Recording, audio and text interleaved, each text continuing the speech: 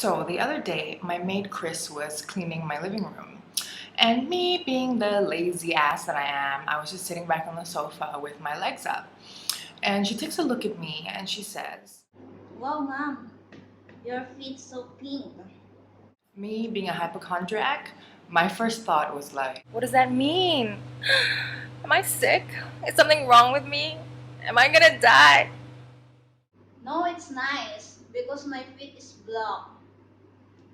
Women in general are subjected to ridiculous standards of beauty. But for women of color, those standards are even harder to reach. As someone with pink feet, I never gave it a second thought. But for someone like Chris, who was bullied for her dark skin ever since she was a kid, the feet has become a source of grief, a cruel reminder of how she falls short of society's beauty expectations. I may not have a hang up over my feet, but as a brown girl, I got my own issues. Klati ako itam. And as a light-skinned brown girl, lagi ta katara ng paitam ato. I look at white girls and their armpits are always so clean and smooth. While mine has these like dark, patchy shadows and lines, I used to think it was ducky and I would spend so much time like scrubbing it so hard. Dojo mo puti, merah ada pulang. And like Chris's feet, my armpits were a source of shame. I remember back when I was living in London, low time kan clubbing, mesti jo pakai sleeveless ato kan. So I'd be in the club, having a good time. But when those party songs come on and tell you to put your hands in the air and wave it like you just don't care, like all my Malay girls and I would just be like, hi. Malu-malu, tapi mau jo kan sleeveless ato. Palewa, like it's dark in the club anyway. Nobody's looking at your armpits. Kan mga waiter pun kial-kial kaya, like, excuse me. Nandiyan nampak to. But it just goes to show how deep these insecurities lie. And we brown girls, we have so many. Okay, so now I'm gonna address some of the hang-ups that I've heard from other brown women. Let's work top down, shall we? Some brown girls have silky straight hair and some have wavy frizzy hair. I know girls who have built up impressive upper body strength because they've been wrestling with like these massive hair dryers their whole lives in order to transform their frizzy hair into straight hair. Why? Because silky straight hair is considered to be beautiful, while frizzy hair is seen as something that needs to be fixed. But who decided that in the first place? God, I'm so sick of all these beauty rules that are essentially just another way to control women. We have been brainwashed for so long to accept incredibly narrow parameters of beauty, and I'm so over it. Your natural hair is beautiful. While we're on the subject of hair, some brown women are very hairy, and their body hair is thick, it's very dark, and it's coarse. And they're made to feel embarrassed about that because we've been trained to believe that women should not be hairy. And so there's this incredible pressure to have to keep up with an arduous waxing regime. I think it's a tyranny, but I do it too. Let's be honest. Who likes waxing? I mean, yeah, we get used to it over time, but really, it's not fun. I really think we need to be more relaxed about our body hair. You want to shave, you want to wax, do it. But if you don't, it's okay. It's not gross to have body hair. I mean, you still gotta maintain hygiene-wise. But to live life like you gotta be consistently hairless, who has time for that? And if anyone tells you that you need to be that way, well, send them to me, I'll school them. They gonna learn today. A lot of brown girls have wide-set, flat noses, which they've been taught to believe is flawed and unattractive. I remember hearing a story once about this girl who was taught from a young age to get into the habit of like pinching the top of her nose. Supaya lama-lama jadi mancong. Setiap hari itu. Bangun pagi, cubit. Cubit. Sebelum tidur, cubit. Has this ever worked for anyone? Doktor sering jalan 10 sen man na dulu yang bagi this advice. Berdosa tu tak, menyusahkan hidup orang, membuang masa orang. And again, this is just another example of society's attempt to constrain women. We're made to feel like we should be these dainty creatures with dainty features that don't take up that much space, and big flat noses don't fit into that narrative. Well, screw that narrative. Your big nose and your big nostrils are a blessing from God because I have tiny nostrils. And I'm not getting as much oxygen as all of you with your big nostrils, like rugi jukuto. And I'm pretty sure that my quality of life has been lessened because of that. Well, it's affecting the quality of life of the people that I sleep with because, as my nephew says, my snoring sounds like a dinosaur. These are scars on the body that are raised, and they're like a dark pink color, and they're more prevalent in people of color. Sometimes people get it from injections, so it's very common to see it on the arm. I have it on my arm, and I have one on my shoulder from a very ill-conceived mole removal. And I used to hate it. I thought it was so ugly. But you know what? Scars aren't pretty anyway, and they're not supposed to be. They're a mark of struggle, and overcoming struggle is what's beautiful. So own your scars and rock it. I've heard brown women complain about the darkness of their areolas and how they want it to be lighter or even pink.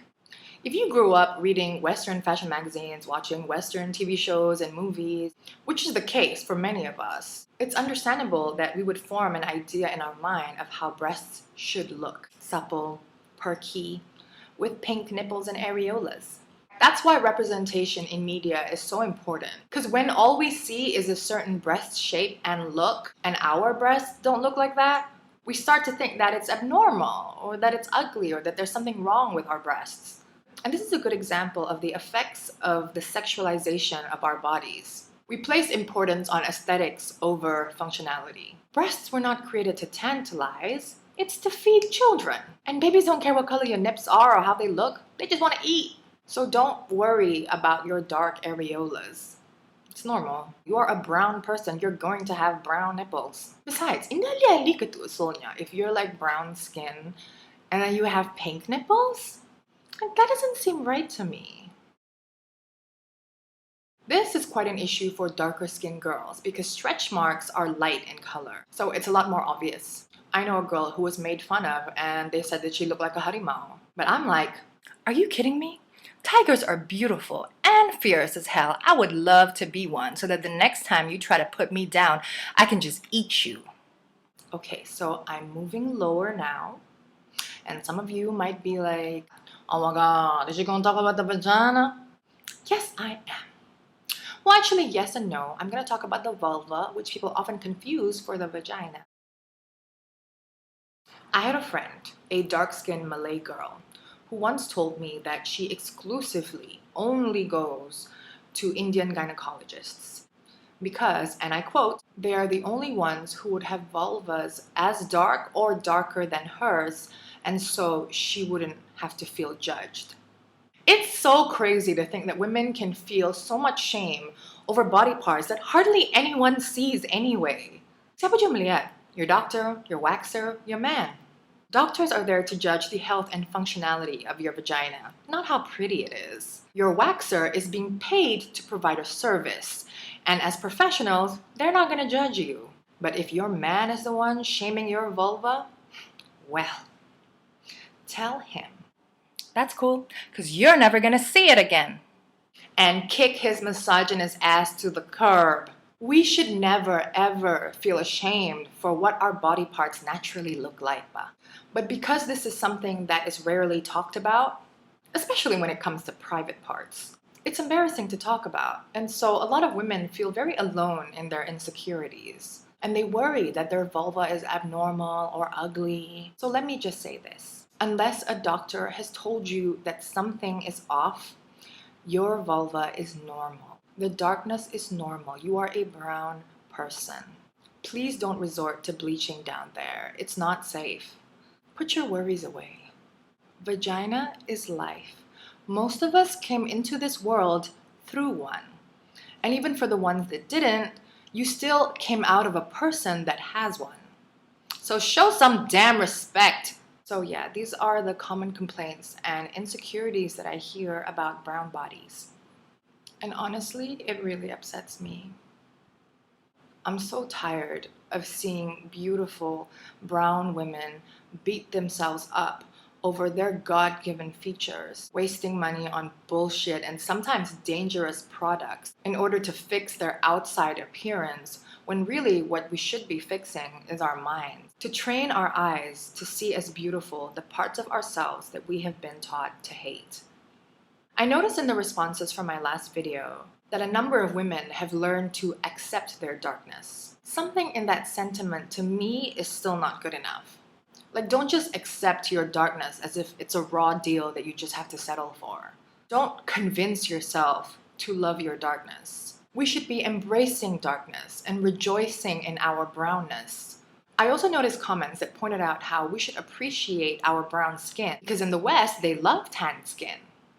And so it's seen as this case of just like, oh, the grass is always greener on the other side. You always want what you can't have. Let me tell you why that kind of thinking is problematic for me. Growing up in Asia, I was aware that fairness is seen as the beauty ideal. But when I moved to the UK, I noticed that all the white girls were busy trying to get tans. So for a second, I was like, they want something I have. One Easter break, I went home to Brunei and parked myself next to the pool, slathered myself in olive oil, and basically just cooked myself for like 2 weeks. When I got back to the UK, I was really excited to show off my tan. So I went to class, and one of my classmates, who was white, took a look at me and said, Oh, you got really dark. "Oh, so when you get a tan, it's sexy. But when I get a tan, I'm just a basic Asian." And see, this is what we need to realize when we say things like, oh, brown people want to be fair and white people want to be tan. It's not the same thing. Brown people want to be fair because there are social implications. You're seen as more attractive, you're treated better, you're seen as having more value than a darker person. See, our brownness is tied to our identity. As a brown person living in the West, I was often by default perceived by white people as backward, oppressed, uneducated, less intelligent, less civilized, until I proved otherwise. People asked me if I lived in trees and rode tigers to school. And regardless of whether I'm in the West or in Asia, I am often assumed to be less capable or less qualified than a white person. Who I am has been wrapped up in my brownness, and that has come with racism and discrimination. Now, white people, they want our skin color, but they don't want our problems. They can wear brownness as an accessory because they have the privilege of being brown while white. Nobody's gonna look down on them. Like, whether they're brown or pasty, they're always gonna get respect. Power still lies in favor of whiteness.